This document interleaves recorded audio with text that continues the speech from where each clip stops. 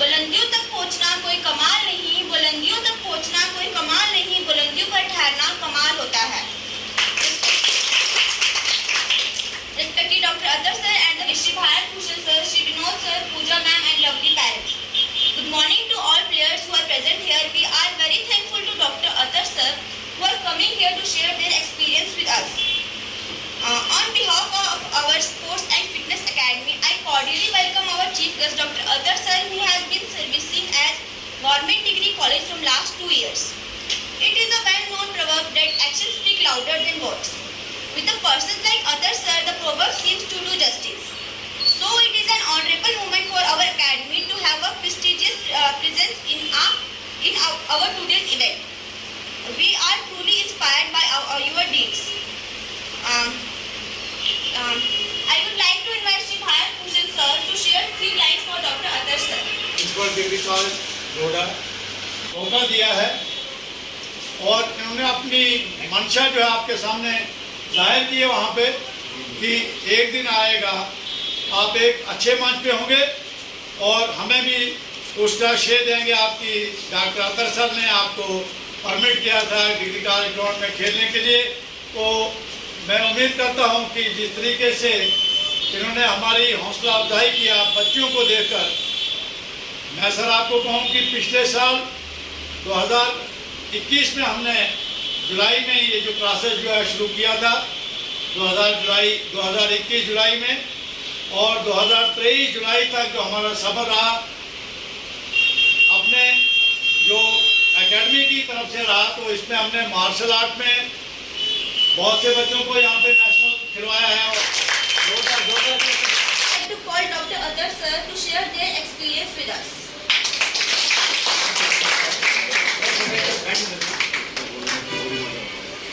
Bhushan sir, Vinod ji, Ashok ji, Pooja ma'am और parents and dear students, मुझे बहुत अच्छा लगता है जब इन छोटे छोटे नन्हे नन्हे बच्चों को सुबह ग्राउंड में दौड़ते देखता हूँ। कोई बाल पकड़ रहा है, कोई बाल फेंक रहा है, कोई दौड़ रहा है। इसका तो मैं अपने घर से अपने आप से शुरू करता हूँ।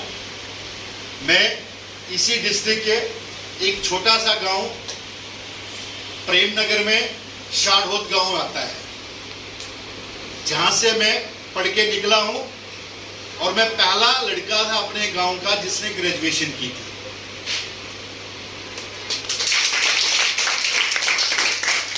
सुबह हम उठते थे तो घर वाले डंगरों के साथ भेज देते थे, खेत में भेज देते थे क्या करने, हल लगाने के लिए। 9:30 बजे वापस आना, जैसे थे वैसे ही करके बैग उठाकर खाना खाया नहीं खाया चले स्कूल के लिए। स्कूल से आए बैग फेंका तो चले काम के लिए।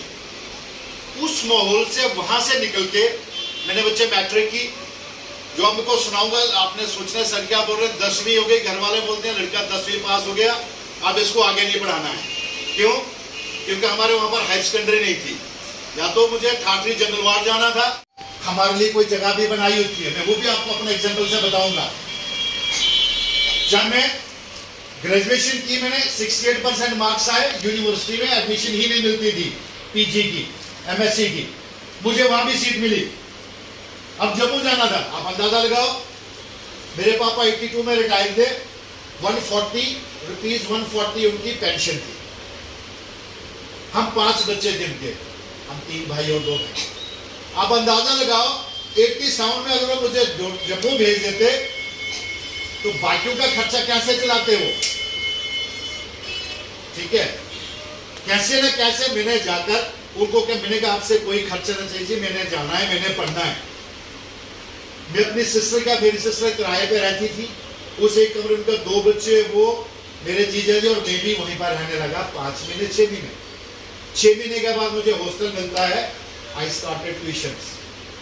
मैंने जम्मू में ट्यूशन शुरू करी, मुझे जेबल में मेरी यूनिवर्सिटी थी, ओल्ड कैंपस, वहां से मैं गांधीनगर 3 घरों में जाकर ट्यूशन कराता था शाम को 4 बजे के बाद। उस धूप में मैं पैदल जाता था जेबल से गांधीनगर, 4 आने बचाने के लिए 25 पैसा किराया होता था, 4 आने किराया होता।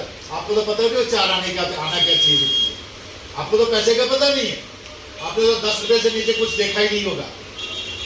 बच्चे 25 पैसा किराया होता था, उसको बचाने के लिए मैं धूप में पैदल जाता था पढ़ाने के लिए। 3 घरों में ट्यूशन कराता था, 2 घरों में 150 मिलते थे, 1 घर में 200 मिलता था। आई कंटिन्यूड माय स्टडीज, मैंने एमएससी भी की। फिर ही टेस्टिंग की बात, एमएससी में मैं सेकंड सेमेस्टर में था 88 में, यहाँ पर टीचर के इंटरव्यू आए।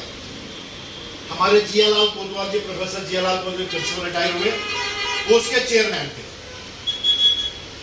मैं ग्रेजुएशन का सेकंड टॉपर, आरबीए मेरे पास था, एमएससी का तो काउंट नहीं होना था मुझे। मैं इंटरव्यू दिया, जो पूछा सारा कुछ बताया, but I was not selected as a teacher. पढ़ा के थक गए थे, नहीं लगी। व्हाट आई डिड, मुझे लगा 10-15 साल के बाद मैंने प्लस 2 में इंचार्ज लेक्चरर बना। ये मुझे बुरा पता, मैं टीचर नहीं लगा, मैंने रिसर्च ज्वाइन की। 91 में मेरी एमफिल होती है, वही में जून में मैं टीचर लगा। 91 जून में मैंने मिडिल स्कूल रोका लिया। आपने नाम सुना नहीं सुना है? मेरे घर से 5 किलोमीटर जाना, 2 किलोमीटर उतरना है, उधर से 2 किलोमीटर जाना, 5 किलोमीटर उतरना। रोज मेरा 14 किलोमीटर का मेरा रोज का सफर होता है। मैं टीचर रहा, 91 जून में लगा और 91 अक्टूबर में मैं विदाउट पे वहां से पीएचडी करने के लिए जम्मू चला गया, विदाउट पे। जिसमें बाबा एटॉमिक सेंटर की बात की ना, मुझे डिपार्टमेंट ऑफ एटॉमिक एनर्जी का एक प्रोजेक्ट मैंने क्वालिफाई किया। मुझे 1800 इधर तनख्वाह मिलती थी, तब 2100 मुझे उस प्रोजेक्ट में मिलने लगी। मैंने यहाँ के 1800 विदाउट पे कर दी, वहां से 2100 लेने लगा।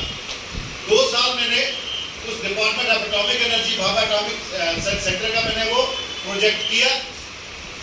जहां से सैलरी नहीं दी, तब तक मेरा रेगुलर पीरियड वहां से खत्म हो गया। मेरा रेगुलर पीरियड खत्म हो गया तो मैंने आकर दोबारा 95 में 97 जन में मेरा केजी का वाइवा हुआ और 97 मई में मैं कॉलेज में प्रोफेसर।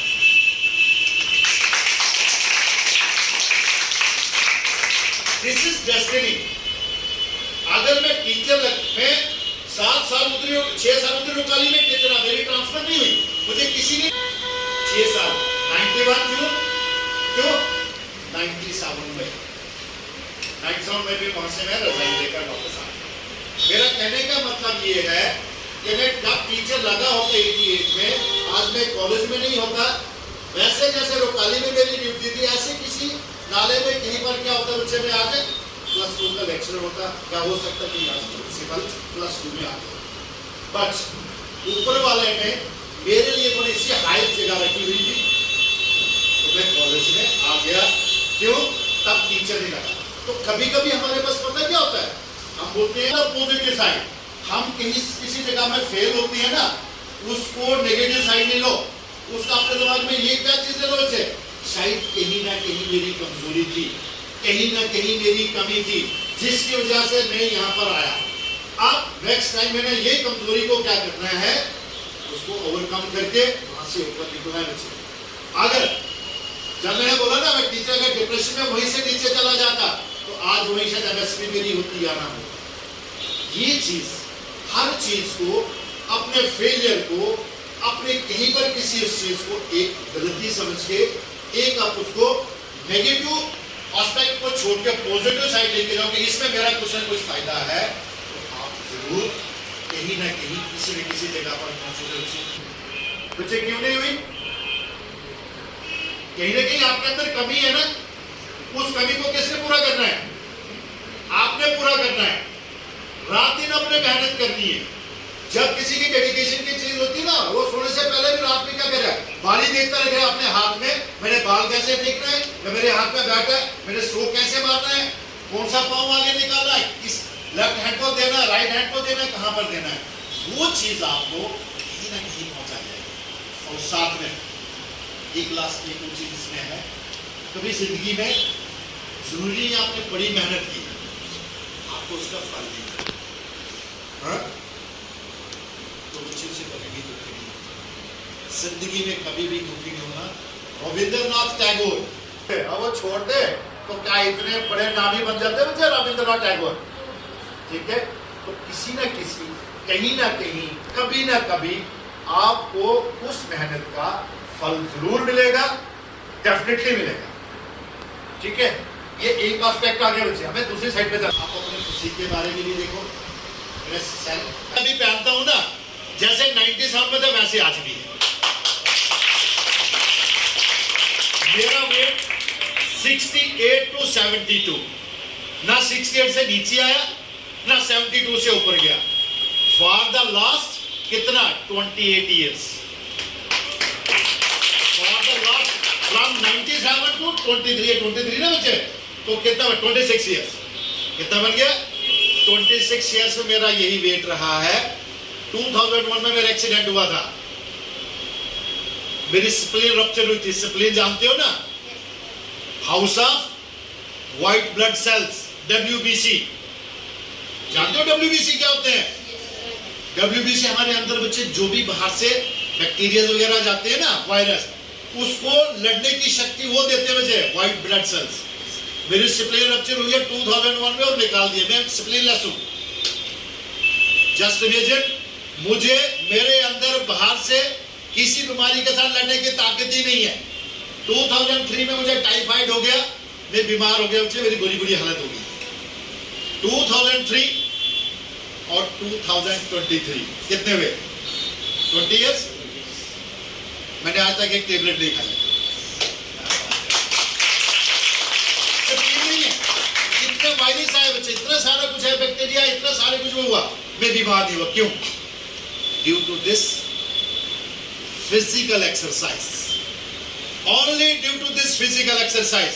मैं सुबह जम्मू में भी होता हूँ, अगर अपने किचन गार्डन में काम करना है, सब्जी उगाना है, गांव में जाता हूँ अपने, तो मैं बैठता नहीं हूँ, लगा होता हूँ कुदाली पकड़ी पकड़ के, घड़ने लगा होता हूँ।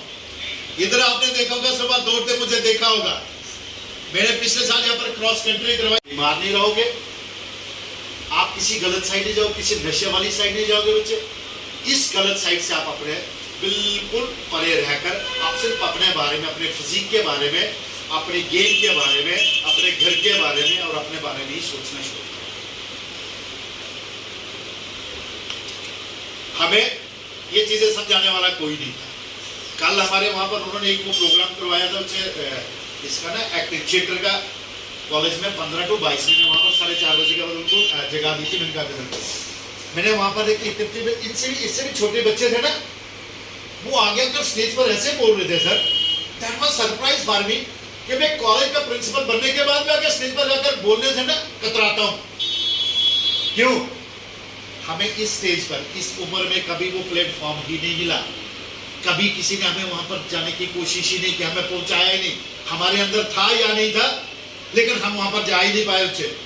आज मुझे कहीं जाकर स्टेज में जाकर बोलना पड़ता है ना, तो मुझे क्या होता है? खतरा। मैं जब कॉलेज का इंटरव्यू देने गया था,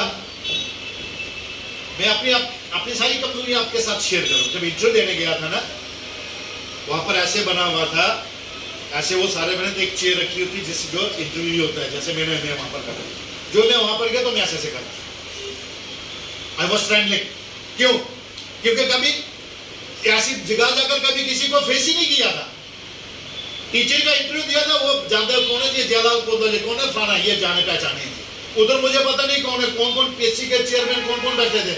मुझे जब मैं उधर बैठा तो ऐसे ऐसे तुमको नमस्ते बोले। जब बैठा तो एक बंदा मुझे बोलता है, व्हाई आर यू ट्रैवलिंग? मैंने ये नहीं बोला कि मैं आपको देखकर डर गया हूं, ठीक है बच्चे। लेकिन हुआ क्या, उसने पहला क्वेश्चन मेरा पूछा पीएचडी का। जब पीएचडी का क्वेश्चन पूछा, मैंने पीएचडी का क्वेश्चन को, क्योंकि मैंने खुद काम किया था ना, उस बंदे ने आधा घंटा मुझे उसी में खींच कर रखा, तो मैं आहिस्ता आहिस्ता आहिस्ता आहिस्ता सब साइड होता गया और सिलेक्ट भी हुआ, ट्रैवल भी कर रहा था। ये मैं आपको जरूर कहूंगा सर, इन बच्चों को हर एक को आगे बोलने की ट्रेनिंग हमेशा देना, ताकि जो मैंने फेस किया है आप बच्चे वो फेस ना करें। ये बड़ा जरूरी है बच्चे, निडर होकर अपनी बात कहना, ये नहीं सोचना मैं क्या बोल रहा हूं, क्या बोल रही हूं, ठीक है, ये देखना कि मैं बोल रही हूं। जब स्पीच करने से पहले वो क्या करते थे बच्चे, वो दरिया के पास जाकर, समुद्र के पास जाकर, पत्थरों को जाकर अपनी स्पीच सुनाते थे। पता नहीं कौन सुन रहा है, लेकिन वो जो पत्थर, वो सोच रहे आदमी बैठे हैं, मैं इनको क्या कर रहा हूं, अपना भाषण सुना रहा हूं।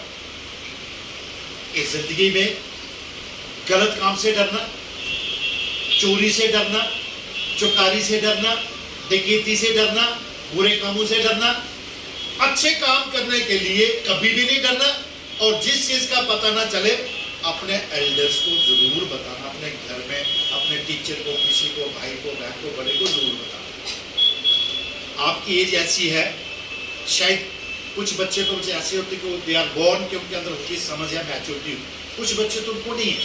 मैक्सिमम 99% बच्चा क्या होता है, बच्चे आपकी एज के बच्चे को पता नहीं होगा हम जो कर रहे हैं गलत कर रहे हैं, सही कर रहे हैं, क्या कर रहे हैं। जो भी चीज करो, जो भी कोई बाहर का आदमी आपको जो चीज बोलता है, घर में जाकर अपने पेरेंट्स के साथ उस बात को शेयर करो। हमेशा बताएंगे बच्चे सही रास्ता क्या है, बुरा रास्ता क्या है। हमेशा ये नहीं सोचना उधर मेरे साथ ये हुआ था, मैं घर वालों को बोलूंगी, सर को बोलूंगी, पता नहीं क्या होगा। नो, अगर आपने कोई चीज ऐसी छुपाई, आप कल वो अपने दिमाग में वो कम चलेगा बच्चे, वो बुढ़ा चलेगा आपके अंदर और आप डिप्रेशन में चले जाओगे। जो बात है सामने सामने क्लियर, पेरेंट्स को बात करो। मेरे से अगर इनसे किसी से आपको किसी चीज की कोई उस वक्त उनसे बोलो। अगर आपको लगता है कि नहीं शायद मुझ में इतनी समझ नहीं है, पेरेंट्स के साथ बात करो। पापा मम्मा, पापा के साथ नहीं करते, मम्मी के साथ करो, मम्मी के साथ नहीं, पापा। एटलीस्ट एक आदमी को घर में अपना दोस्त बनाओ, जिसके साथ अपनी बाहर की जितनी